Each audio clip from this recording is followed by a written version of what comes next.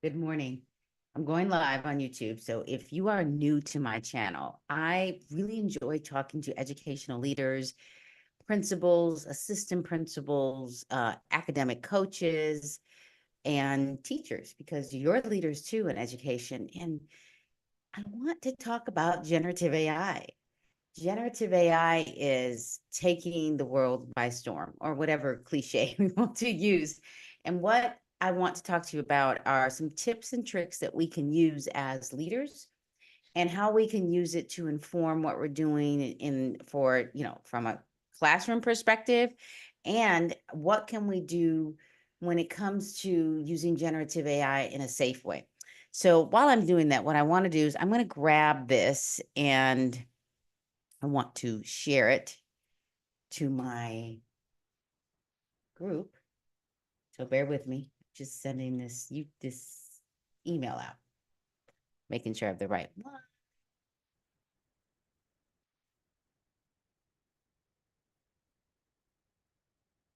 Copied it. Did not have the right one. We need the right one. Okay. And I'm going to share my screen.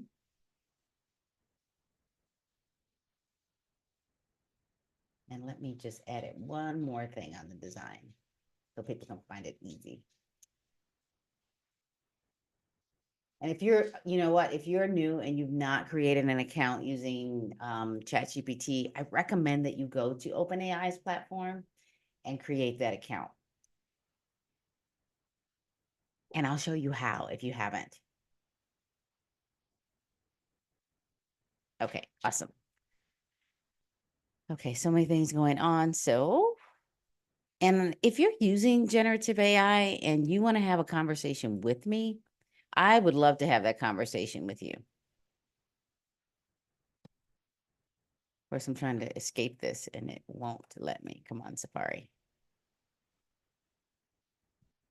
That's okay. We'll get out of it. We can do this. Got it. Okay. Um, here we go. Let's close all these windows because so much going on, and let's go to ChatGPT.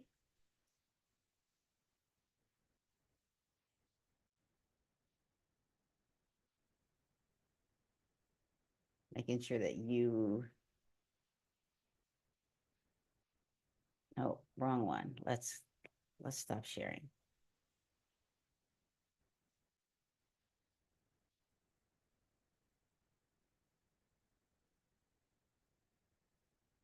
Here we go. There you go. This is what I wanted to show you. So this is generative. This is a generative AI platform, and it is, if you're not using it, you're not proficient in it. And you may have heard people say using it 10 minutes to 20 minutes a day will make you really proficient. I'm going to argue that you probably should consider using it slightly more than that, and which is, a conversation that many people probably are thinking, well, why do I need to use it? It's going to not make me as smart as I want to be. It's not going to give me perspective because I'm not using my own brain. Well, I think we said that about Google. I think we said that about many platforms. I think we said that, and look at how we're using Google. Look at how we're using Google Classroom. Look at how we're using, and I want to make sure my chat is open. That's why I keep moving my screen. Look at how we are using generative, not just generative AI, but even let's go back to artificial intelligence. We're on our phones, we're having conversations with our smartphones, and just, the newer generations are walking down the street and just not even texting or typing on their smartphone and just feeding the information in. The things you can do with Chat GPT, Gemini, Claude, Copilot, I like to stick with Chat GPT, can make us more just really efficient. And what I want to talk to you, well, let's just go over some quick tips. Like, you can do some administrative tasks really quickly, like writing an email. You can create meeting agendas. You can create professional development. You can, and like, summarize some research. And I've talked about that even in last week's live. I talked about how you can take some research and say, is this research even something I want to talk to teachers about? We get so many articles, we get a lot of things from our leaders at a district office. And sometimes it's an article that you've read and you're thinking, how can I take this article and use it with my teachers? How can I use it as a way for where it's productive and they don't feel like it's a waste of time? How can you can use ChatGPT to help you create a very interactive professional development. And I'm looking at my list here. And you can also use data. Oh my gosh, using data to support what is happening in your school. That is one of my number one things to do as a leader. The data tells you a story. The data is giving you information. The data is telling you how you are doing as a leader. It's telling your story for you. Yes, there's qualitative data. Yes, data feels, sometimes you have emotions about data. The data tells you how instruction is working in all your classrooms. The data is telling the story publicly on state dashboards. So what can you do to inform what you're doing so that you can get in front of data, so that the data isn't telling the story for you, but you're telling the story by how you're impacting student learning, impacting how teachers are offering that learning in the classroom, and impacting what we're doing to intervene for students who need some additional support. And then lastly, I would say parent communication. It can be it can be a lot to do parent communication. And I always recommend that you have 4 or 5 people read over your parent communications because, we kind of get judged by how we put things out. I wish that people didn't judge us by that, but that's what happens. So and let's just, start with this N one. How can we use ChatGPT for parent communication? And if you're not even sure, like, we can just start with asking that question. Now I have ChatGPT. I've logged into my account, excuse me, getting up early. And it is about 9 o'clock Central Time, 7 a.m. Pacific Time. Create your account. And if you haven't created an account, you can go to OpenAI. This is the platform that I tend to go to. And OpenAI, right on the dashboard, will show you that you can just ask the question right here. You can ask any question here. Now, if I ask it here, it's going to take me back to my platform, my paid account, because it's already knows that I paid for it, which is pretty impressive that it's not just doing that. It also, and you can look down here at this rolling dashboard or marquee, and it gives you other information. You can download it on your desktop. I have actually the downloaded version. I'm on the cloud version right now, or the web version. And it also will talk to you about Apple and ChatGPT and how they are partnering together. And some introducing Sora. Now, it's been introducing Sora for the last 3 months. Actually, probably for more like a year. And basically, you're going to be able to go into Sora, give it a prompt, and it will create these amazing videos for you. So we are way beyond just having to create video like what I'm doing and recording. It now will take a prompt and create a video. It's not available to me. I put myself on a wait list, and I don't even know if it was a wait list that was real. I just was like, I want access. So that is something that I can't, I'm so excited for. And there's other research here. Like you have, you can go to an overview, an index. It'll give you information about the latest advancements. So it'll give you, hello, ChatGPT 4.0, Omni. They call it O, but I know they called it Omni. You can scroll and get more information here. You can look at try the playground. The playground is, you'd have to log in to do that, which you really just need to go to OpenAI in the very first page. more research about Dolly. What is Dolly? And I'll show you that because it's integrated into the platform ChatGPT, and then Sora. And that, if you do nothing else, you want to play. But even if you go to the overview, it'll give you an index of the research. I like going here as a researcher because it will help you and guide you in, if you're in a school district, on how we can use it.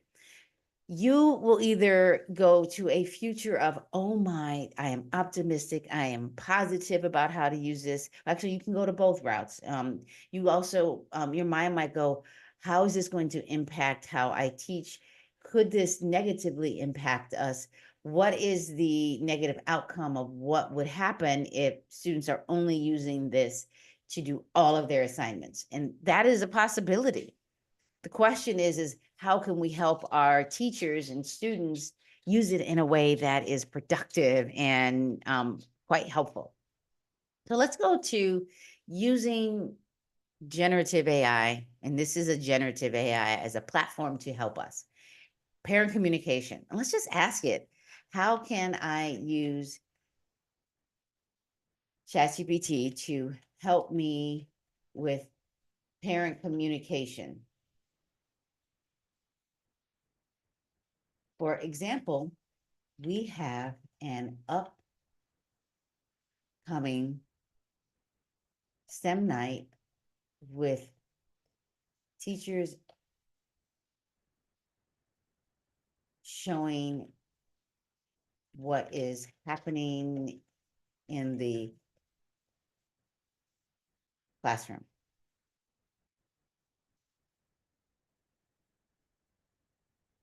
This is pretty impressive. So it gives you a list. Now let's say, and I'm gonna just let it give me the list, because something that you can do is you can slow down ChatGPT. You can slow it down where, you know what, I want to have the conversation with you. Ask me questions so that I'm part of this conversation. So it will draft invitations or announcements. And it gives you prompts. It knows I like to have prompts. Create a friendly invitation for our upcoming STEM night where teachers will showcase classroom activities. Mention hands-on activities, student involvement, and how it connects to what they are learning. Like, and we will try one of these prompts. Follow-up reminders, write a reminder to parents about the STEM night, creating talking points for the events. Oh, wow. You can have a list of talking points that you send out, whatever platform you're using, whether it's your student information system. There are so many other online platforms that are being used. Like, I think there's like Peach Jar and Parent Square, and you can put that list there, so parents can just grab it and say, or prompt their own children if it's elementary, middle, or high school. I do like this one. This is, help create talking points for teachers using during STEM night. Oh, I would actually add creating talking points for parents, getting them to ask questions. Crafting post event follow-ups, meaning you can use ChatGPT to give you ideas on integrating, like using Canva. So if you've not used Canva, there is a GPT that will give you ideas on how to use ChatGPT and create beautiful social media artifacts. So let's try this first one.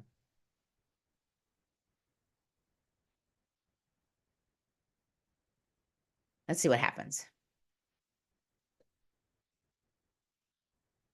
You could have told it the time.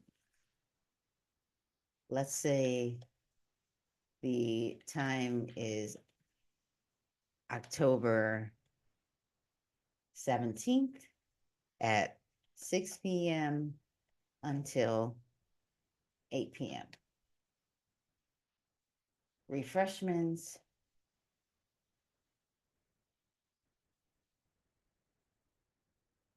light snacks, and a paid taco truck. That way, you can give things away for, free, and then you can have an option where parents could purchase it. Let's try that. Let's see. We're gonna add, it should know to add that. Okay, there it is. It's in bold. Ooh.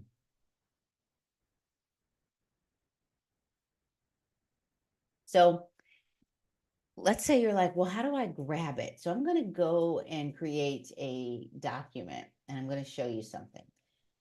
I'm in my Google account. Okay. And I'm going to close this window out and I'm going to go here. Sorry.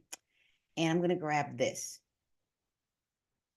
Oh, actually, I could say, um, my name, Dr. Blazy, school, ABC Academy. We wanted to rewrite it so you could see that you can add that. Pretty quick, huh?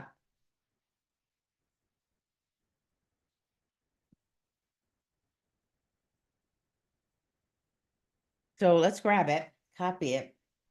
Now, in the past, I would have had to hit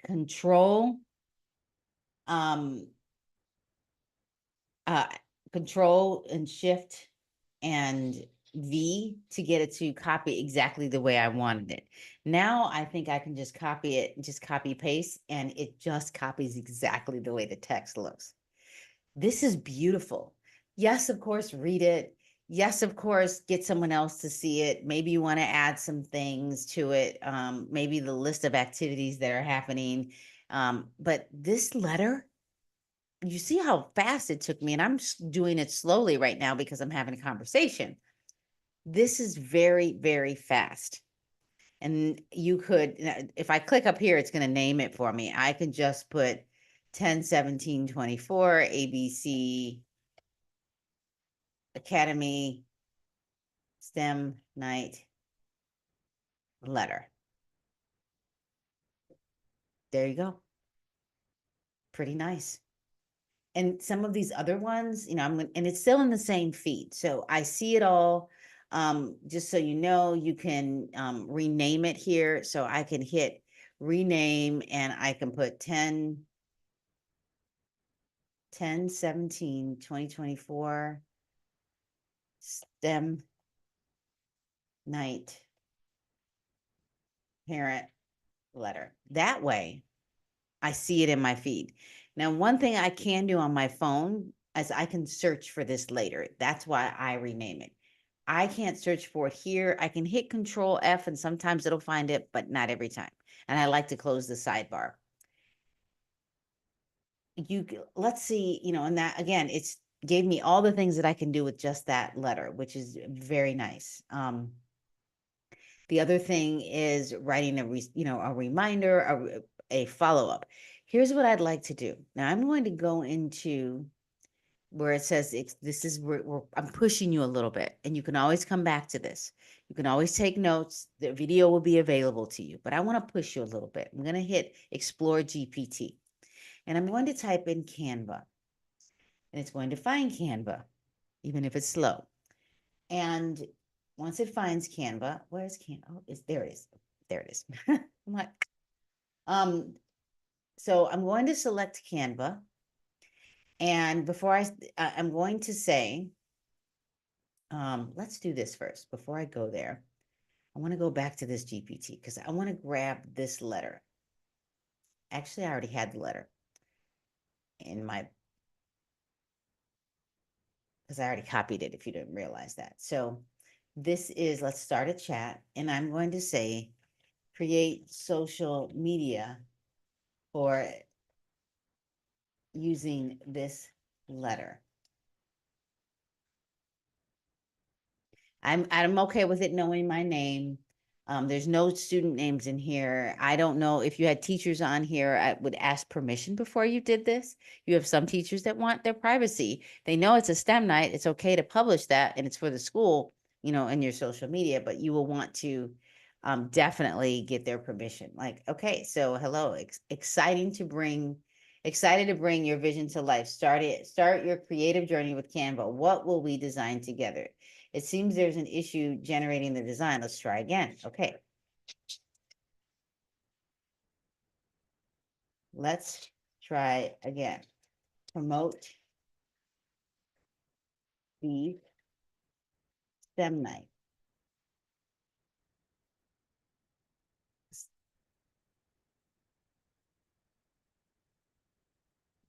And this will happen. And that's okay.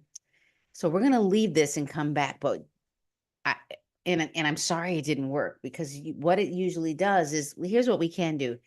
At least give me a list of quick Instagram post options. I'm going to put words, because at least it can do that. Because if you're good with Canva, you're like, okay, I can at least go to Canva on my own and do that. Typically, what it will do is it'll give you the design attached to Canva and jump over to Canva. So maybe what I need to do is just log into Canva and see what happens. So next time, but I can take this and go over to Canva and have a good time. So I'm not going to do that for you today, but you could do this if you wanted to. So you could create your letter. Let's just go back to that quickly. One of the tips is parent communication with like STEM night. We can create this letter. We created the letter based on the prompts. We asked ChatGPT, how can I use ChatGPT to help me with parent communication? Here is a list of things. We gave us a prompt to use. We created this beautiful letter, and we pushed it a little bit by giving the date and time and then a name. And all I did was highlight this, copy it, and I showed you that when you copy it, Control C now, it will paste very nicely into a document. You could go into Canva and take this same thing, and I probably could at least show you a quick tip with this. We're just going to go there and put, let's just type document. There's the letter. We can go into Canva, paste it here. You might have to do I wonder if it will, let me undo this for a second. I wonder if it will actually, if I do the control, no, it won't. But so you would have to do a little designing here, which is probably okay, but you can put it here. Or idea, you could actually do this, which I kind of recommend. You could snip this if you wanted. You're like, you know what? I still don't want to do that much. You could actually just go here, upload your screenshot, and like, I'm not doing all of that. Like, I could just put the letter here. And then you could put something creative on top. You could put an image. You could put some STEM night images here at the top. You could put your logo, and bam, you're done. Like, that's something that is amazing that you can do with the integration of ChatGPT and Canva. But just know that I went to, just as a reminder, I went to Explore. I found Canva, I selected Canva, and typically it will give you the social media stuff. It will show you how it connects to Canva, but right now it even said it's having problems, which is okay. Know that ChatGPT is not human. You are human. That is the power of ChatGPT, is that you're the human and you can get really creative with ChatGPT. Now, the other thing that you can do, the other tip that I mentioned was professional, getting yourself, if you're a teacher, even if you're not a teacher, you're using it any kind of way, and you want to provide something where it's a meeting and you want to learn together. It can help you organize your professional development.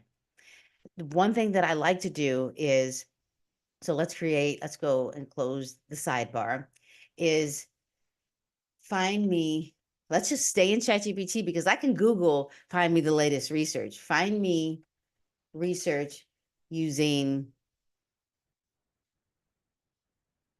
Patty's visible learning and let's and the science of teaching and learning. I'm actually going to tell it, consider Harvard, because Harvard has a great place for science of teaching and learning. I want to create a collaboration with teachers. You could say, let's say you're a district leader with principals. I want to start talking about and integrating the science of learning with state standards. You can ask ChatGPT anything. So let's see what research it finds.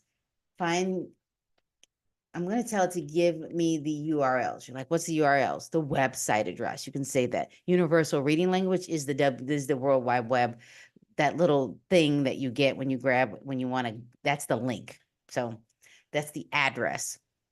So it's thinking, it's browsing the website. What's great about ChatGPT Omni, ChatGPT 4.0 is it's giving me like exactly what I'm looking for.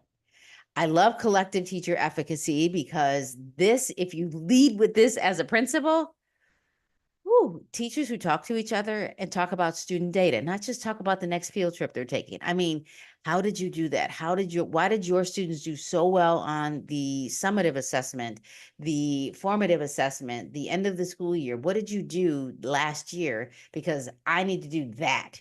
Or teachers saying, but you did really well on that state standard. That's collective efficacy. Teachers talking about what is happening with interventions, what is happening with their own professional learning, and how can they grow together? And I would even argue, how are they sharing their students? So look, so it tells you collective efficacy. It's giving you, it gives you the effect size. The average is 1.39. There was one study that it was 1.57. You're like, what does that mean? I'm actually going to pause and tell you what this means. It means that on average, students who just have access to a teacher will grow 1 year, and that effect size is 0.4. 1.39, you do the multiplication. 4 times 3, that's over 3 years of growth in 1 year. So when teachers talk to each other, students, depending on what you're doing directly with the one student, a group of students, the entire class, can grow exponentially. You can actually manage time. You know, we know that time is constant. Time, the minute by minute, we know that tomorrow is going to be tomorrow, no matter what we do. Next year is going to be next year, a decade from now. But you can take 3 years of teaching and mush it into a whole year, a school year. That's what that means, which is great. You know, and then you can actually go and try to, it gives you more information. It actually, sometimes the URL doesn't link, but look at this. It goes straight to the research. Now, if I wanted an article, I could have said, give me an article. Give me an article. What does this mean? And if you're here, you have a question, and this will be available for review later. If you're like, oh my gosh, this is so much, I want to take notes, I'm just listening in my car. Yeah, and hopefully you're just listening, not watching. You can come back, but ask me a question because I can try anything in ChatGPT. I would love to do that for you. I'm looking at my chat right now. This is great. Like, of course, you know, it wants you to purchase. There's books, there's videos. We like a good video, John Hattie talking about it, because you can share. I could not care less about how you teach. What he means by that is he's anything works. Anything works. My job when I was a principal was not to tell teachers how to teach, because the way I taught, it was way different. I was not going to expect you in your classroom, because I had a science lab and I could take sodium and have a good old time and throw sodium in water. Yes, we had protective glasses. Yes, we were outside. Yes, we were far away. We put it in water, and we were showing how a molecular molecules change and looking at a molecular explosion. Yeah, we did. We created the molecular formula and the equation later.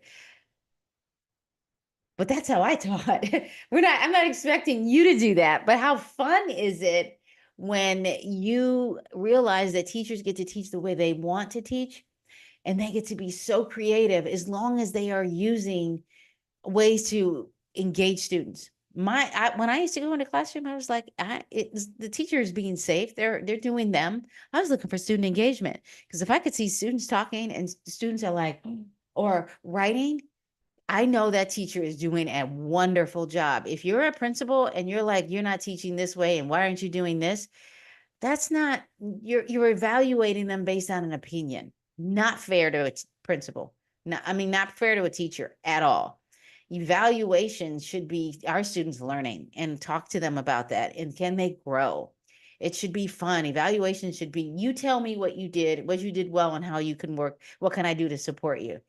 You know how many teachers would jump all over that and not feel like, oh my gosh, I have to do this dog and pony show. I just wanted them to be themselves. How fun is that? Also, you could just show these videos in class. So and I know we're talking about ChatGPT, but it gave me this. It gave me this URL. Sometimes those links don't work. Let me be clear. That is something that, stresses me out when it doesn't work.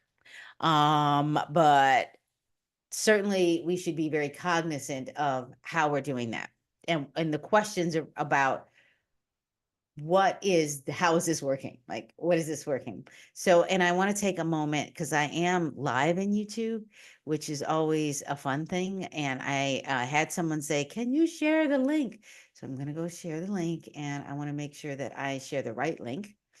So I have to go to my YouTube, so forgive me. But what I do want to show you is, while that's happening, I'm going to click on another link. Let's see if this link shows up. Okay, I'm going to allow. And this time, we're going to get this. We're going to have some fun here, because I want to show you this. Let me go to my channel, find my live while I'm doing this at the same time. Let me share this and copy it. Okay. While I'm sharing this, I am going to show you that this is an article that I can download as a PDF. Okay.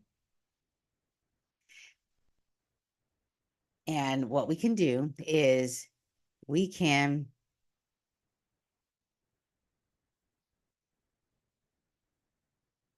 I'm going to go to ChatGPT, and I'm going to leave this alone. And the reason why I want to leave this alone and keep this in the same chat, is I'm going to show you that it's in the sidebar. I'm going to rename this and put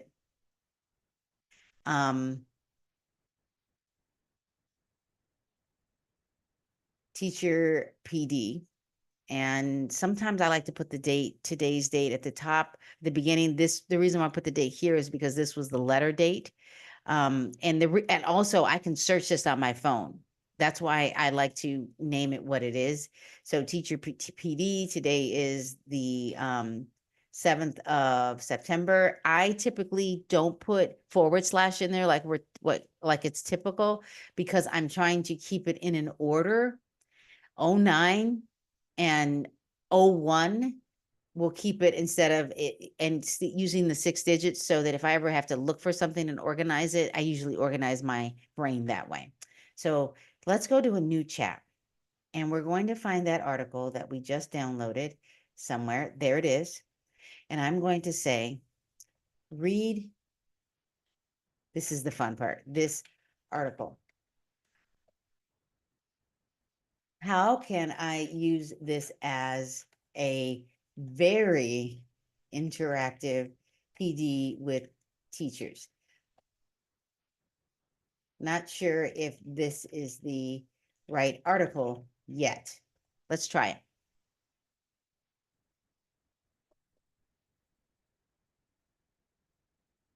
This is impressive.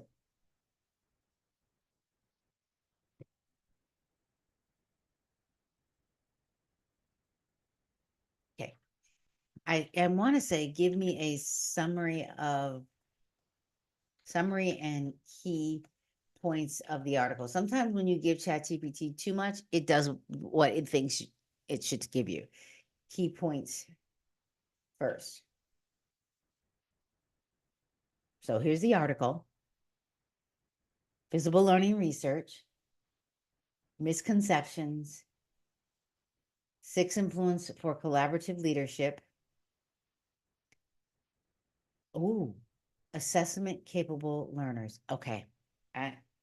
This is something I'm going to go back to in my own PD, because this right here, oh my gosh. Okay, so if you're joining me, what I'm talking about is how you can use ChatGPT, some tips on how you can use ChatGPT as a leader or a teacher, and how you can take some information. And, I started out with how to write a letter, taking the same letter and throwing it into it's thinking, throwing it into a document, then throwing it into Canva, so you can do all of that. Let me refresh the screen here because it's there. And then what it did is it showed me like some other things you can do with in Canva, like you can grab this and make some social media. Then I said, find me some research on professional development for teachers. You could do this for yourself as a teacher, or even a parent. Like, what can I do to help my child? And I talked a little bit about the importance of understanding collective efficacy and what in the heck does this effect size mean? I said effect size, it's Cohen's D. That is the actual data analytics definition. It's using comparative means and giving you a rate saying, or a number saying that you can grow students by so many years. The typical growth for a year is 0.4. So a student, no matter how you teach, is going to grow 1 year because they were there with you for a year. This is saying that you can grow students. Like if you do the math, 3 times 4 is 12. It's saying that if you teachers talk to each other, they can grow students 3 years in 1 year. So you have actually um, invented a way to time travel, or actually, instead of traveling from one point to another in 1 year, you actually went 3 years in 1 year. That's what that's saying. You took an interval of 3 years and mushed it into 1 year. So can you change time? Absolutely, as a teacher. So that, and then what it did is it gave me the URL or the link to go there. We clicked on it, and then it went straight to this, and then we went to some, you can use these as videos, I said. And then I said, let me go to this next one. And then it went to this research. We downloaded it, threw it into ChatGPT and said, give me some ideas on what I could do as PD. Like the sky's the limit with ChatGPT. And, as much as I'd like to stay there, that is something that you can come back to this video and have a little fun with it. But I would use ChatGPT to your advantage. Is ChatGPT, the questions that I have, and I want to just pause and say, a lot of times we believe that ChatGPT is going to, not help us use our own brains. ChatGPT takes all of the information that it can find, its opinions from whomever, its facts from whoever. I'm going to define facts as peer-reviewed articles, things that are happening today, research that says this and this and this has happened, and this is why it works. And it takes it, puts it together, and spits something out. Now, if you don't like how it's organizing it, you can argue and say, I really don't like it. It is helping you problem solve faster. If you are a principal, you don't want to just use it and say, this is what it says, so therefore it's right. You're the human. The one thing ChatGPT is, it's not human. You are the human. You decide what this looks like in the real world. You can decide how creative you want it to be. You can push ChatGPT because it will do what we call hallucinate. What that means is it'll go off on a tangent, kind of like that one kid in kindergarten that if you were ever a kindergarten teacher, I was not, but they do this in 8th grade and high school. They will come in and they have all this information and you're like, hey, Mrs. Teacher, yesterday I walked my dog and we went swimming and then we went to the beach and, they just go off on a tangent. ChatGPT will do that too. Remember that one time? Like, oh my gosh, Johnny is doing this, or Elisa is doing that, or Enrique is doing that. And Tashonda is doing this. Like that is like, it'll hallucinate. So I wanted you to be clear that you are the expert, you are the human, and ChatGPT is not human. However, we can get left behind. And typically the educational systems we're always left behind. Y'all know we are left behind. Because when Google came out, I remember working on my credential at Northern Illinois University, and I was so excited to have the World Wide Web. I was even excited to have a computer lab because we didn't really have computers at home. When you got a laptop, you were like bougie to have a laptop at home. And then if you had AOL, you remember that sound. I almost wish I could play it right now for you. that education systems weren't putting it in the K-12 system, and we were getting left behind.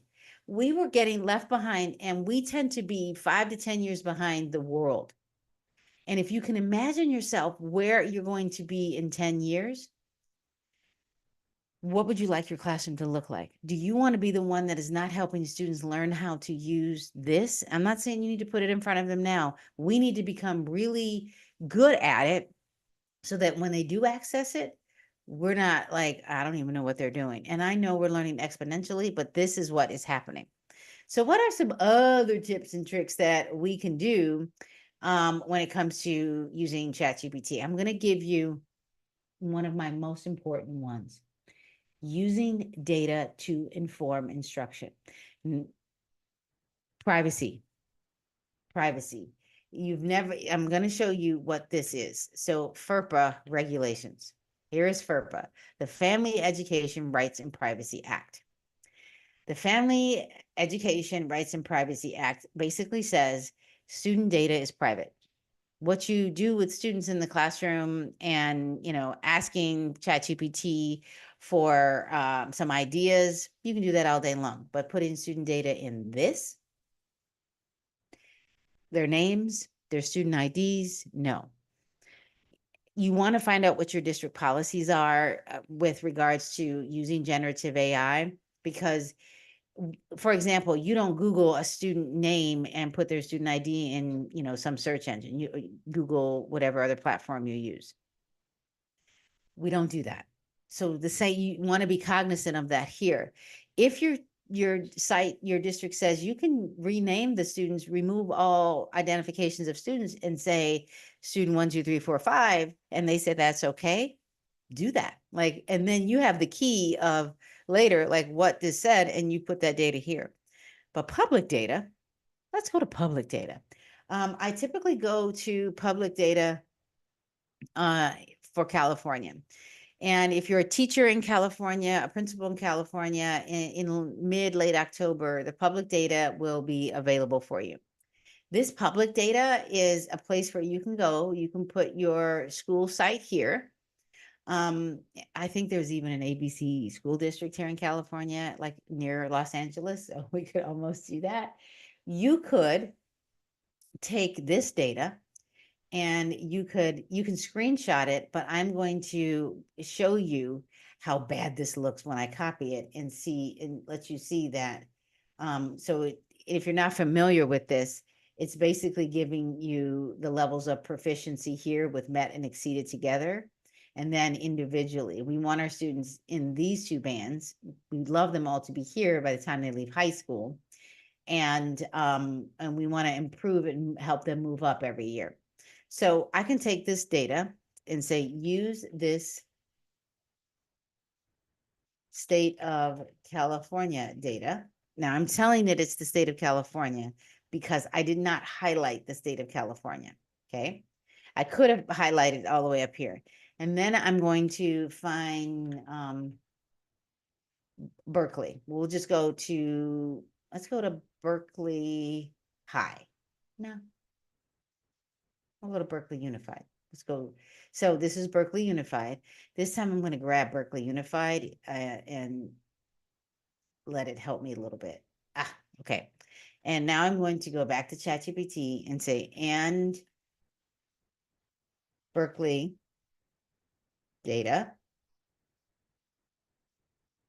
And let's go and find another, let me think of another one. Oakland Unified. Is there a Unified? Okay. There's Oakland Unified. You already can see there's a difference. Let's grab it. I don't want the stuff on the right, but that's okay. And Oakland Unified. And let's grab one more. Let's go down to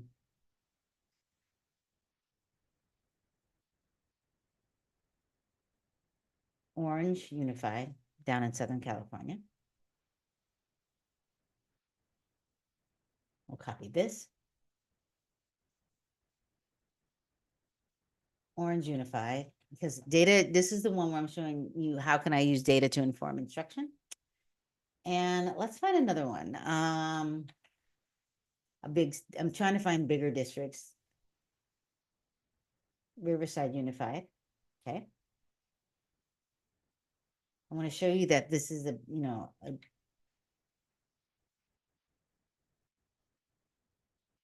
and Riverside Unified. This is the profound thing that you do with ChatGPT. You can take any data and do this. Put this in a table with the met and exceeded totals in a column 2 and the other and all of the exceeded, met, nearly met, and not met. We'll just hit enter. Let me just go back here while it's thinking. So this here is what I asked it to do, and I asked it to calculate this, if it, just in case it didn't grab that. Let's see what it's doing. It's still analyzing the data. What's nice about this is you can, let's say you are doing professional development at a state level and you wanted to talk about this. Here is and I want to make sure it has it all. So it has the exceeded, ELA, ELA, ELA, ELA, and then it put all the math, not met, exceeded. Oh my gosh, you gave me one. I'm even more impressed because it used to give me 2 tables. We're getting smarter. And I can expand this so you can really see it. And it gives me, what's nice is you can see something here, okay? This is the profound part of ChatGPT. It took, and you will want to verify this. So, the last thing I put in was the ELA standard exceeded. Riverside, so 17.89. Now, I know these are percents. So you're going to have to remember that it gave you a number and didn't categorize it as a percent. So is it 17.89, 26.67? You will want to go and verify these. So it goes across. So ELA and then ELA met and exceeded together, 44.56. Let's go verify. It did it. You could do this for all the different student groups for your district. And I'm sure you have data analytics people that are already pulling this data. We get a downloaded CSV file that you can do this. But if you're in the public and you're thinking, I just want to be able to talk about it, or you don't even know how to use that CSV file, by the way, has all student data. So you don't want to put that student data in ChatGPT. But you could use this even in PD to show your principals, your teachers, the profoundness, because you could do it by grade level. You can say, what, 3rd grade? Let's go see what the public sees. Apply it. This is what the public will see every year around mid or late October, because you can see this is still 22, 23. And you have some very, very, intelligent people that want to know how their school is doing. And we know that students aren't perfect, teachers aren't perfect, and they know that you have students here. They just want to know, what are you going to do about it? What are you going to do about this? So this is one great tip that you can do with public data. And this is what it looks like as, so we verified a few, and, I'm not doing anything with this other than showing you this, but you could select this here. Let's go back. I want it to, this is the expand. I want to show you the download. Download the table. It downloaded it, okay? Now I have an option. I am going to show you, and I'm going to go to Google Sheets. You could, I can, because I'm using a Mac, I could put this in, I could use this in numbers here. Just want you to know that. But I'm going to open up a sheet. And I know that I have this file, and I'm going to import the file. Go to upload. I'm going to browse my computer and I'm going to go to my downloads and I'm going to grab this CSV file and I'm going to import it. And I'm going to show you, actually, I'm going to go back to, I imported it. There we go. So I was already in Google Sheets and I imported the data into my Google Sheet. Did you see that? I didn't upload it. I uploaded the data. And it created a title for me, which I can double click on this. I'm almost kind of okay with the title. So I took, remember, that's not where I wanted to go. I wanted to go here. I did this let me just minimize this. I did this. I grabbed all this public data, and I just randomly grabbed it. I went to the state of California, went to all those different school sites, crudely grabbed it like that, threw it into ChatGPT like this, and it gave me this.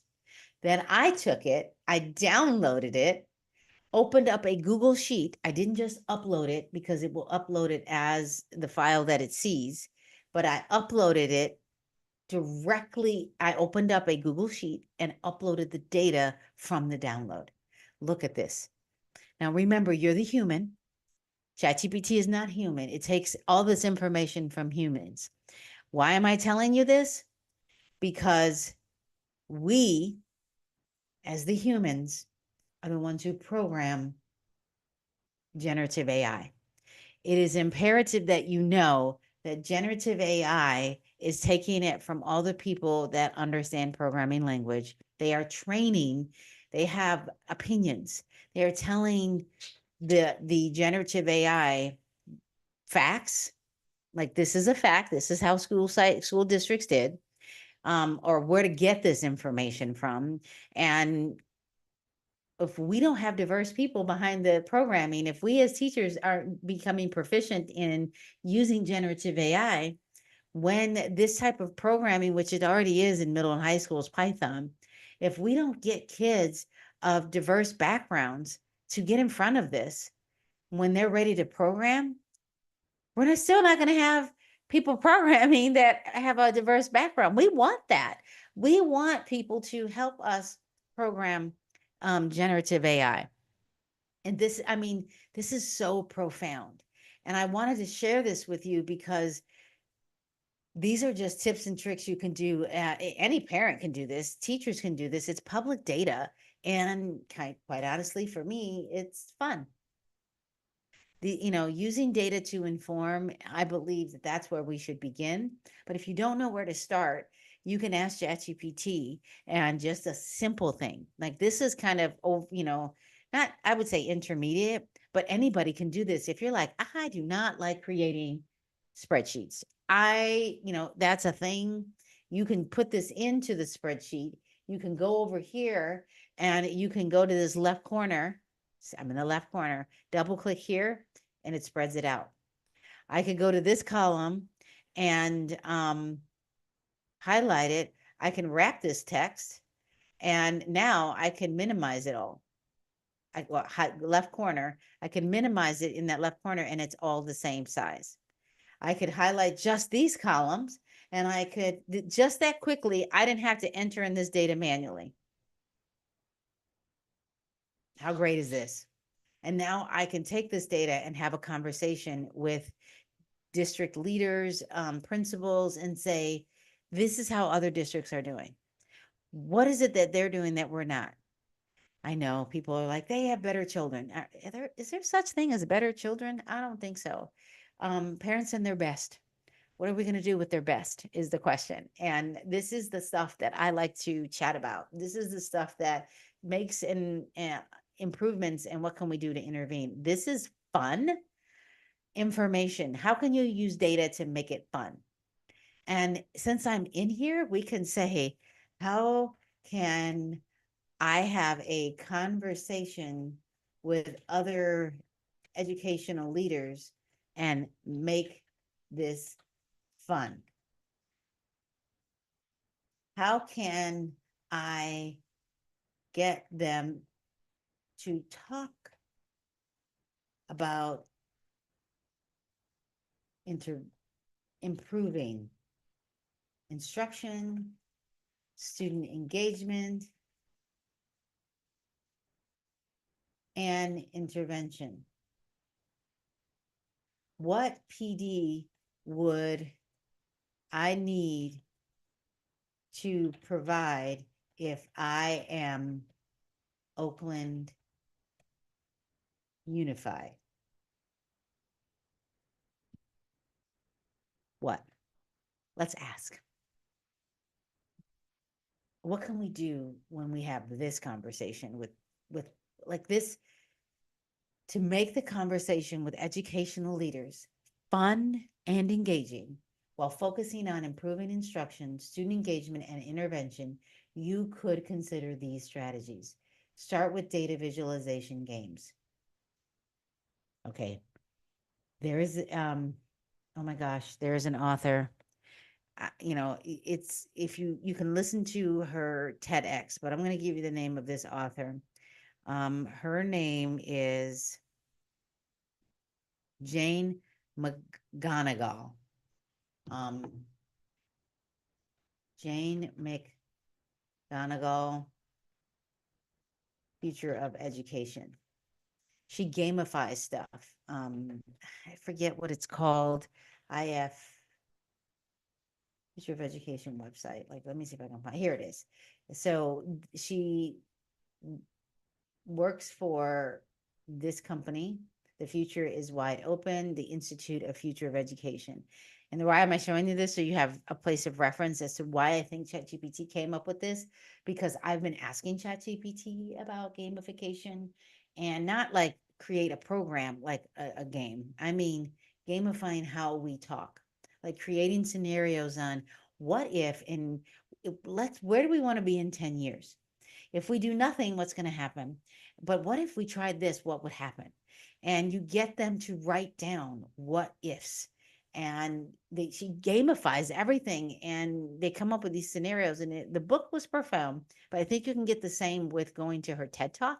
And that TED Talk basically was, she did a gamification of what would happen if we had a pandemic in the world before the pandemic happened. She talks about that in her book. I recommend the TED Talk. I'm not saying I don't recommend the book, but if you want a quick overview, you can do it. Like, focus on storytelling. A good story like this, what story do we want to end with? That phrase, keeping the end in mind, and then using scenarios. Like this here is a conversation that I highly recommend, and this one I would definitely do. And what I will do is I'm going to create a PDF as soon as the video is available.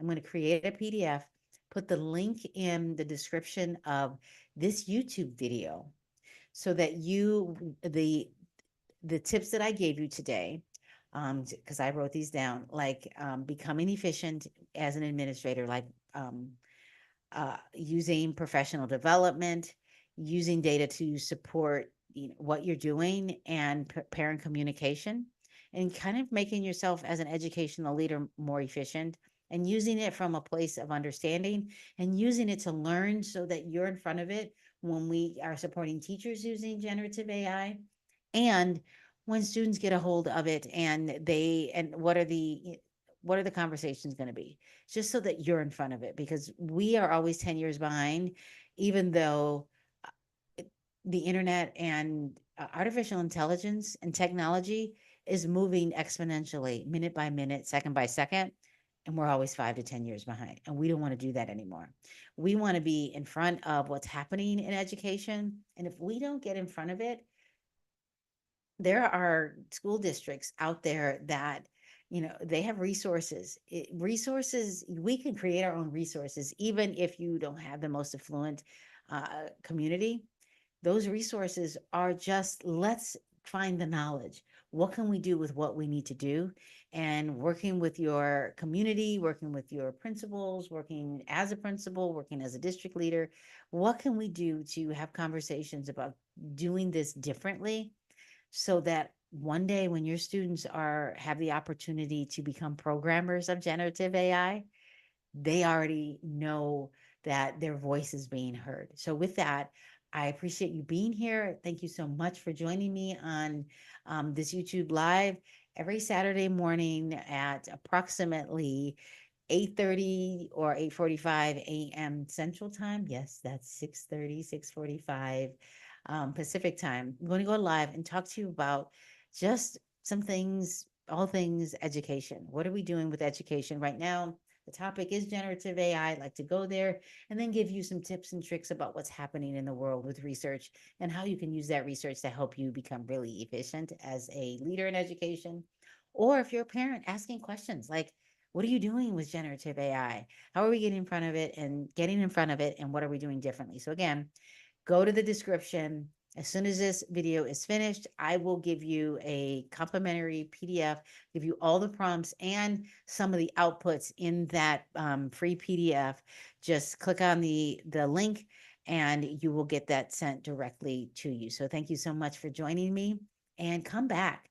Come back and have work with me and ask me questions next time in the chat. Let me know what you're doing differently. And even if you didn't see this live, respond. Tell me what you want to know about generative AI. What can you do with it? If you're a principal leader, if you're not sure, if you don't want to comment here, go to my DM me on Instagram. I am Mina J. Blazy everywhere. I might be Mina Joe Blazy on LinkedIn, and I am MJ Blazy here on YouTube. So thank you so much.